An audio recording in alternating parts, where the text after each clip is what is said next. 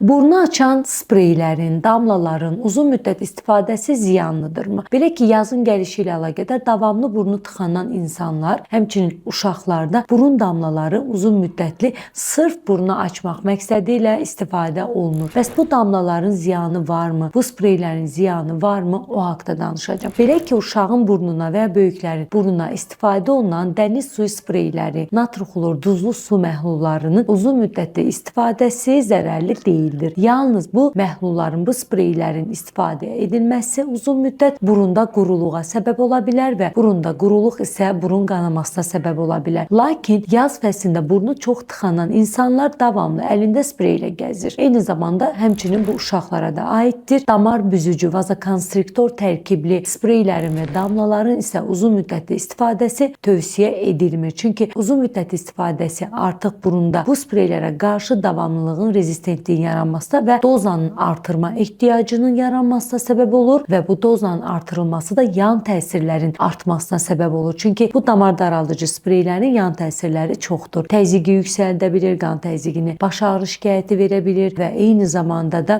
halsızlıq, şəkərin belə deyək aşağı və ya yuxarı yüksəlməsi və ya düşməsinə səbəb ola bilir və hətta körpələrdə doza həddinin aşılması bayılmaya da səbəb ola bilir. Odur ki, sırf damar büzücü tərkibli nazivin, otrivin, sanarin, sunub kimi dərman preparatlarının uzun müddətli istifadəsi yan təsirləri çoxaltdığına görə məsləhət görülmür. Allergik rinitlərdə istifadə olunan steroid spreylər isə həkim tövsiyəsinə uyğun olaraq bir maksimum 2 ay müddətində təyin oluna bilər. Yenə də diaqnoz əgər uşaqda allergik rinit təsdiqlənmişsə ki, bunu həkim mütləq müayinə edərək, ehtiyac halında analiz verərək təsdiqləməlidir və bu analizlərdən sonra diaqnoz qoyulursa hormonal tərkibli allergik rinitdə istifadə olunan spreylər bir maksimum 2 ay müddətində təyin olunmalıdır.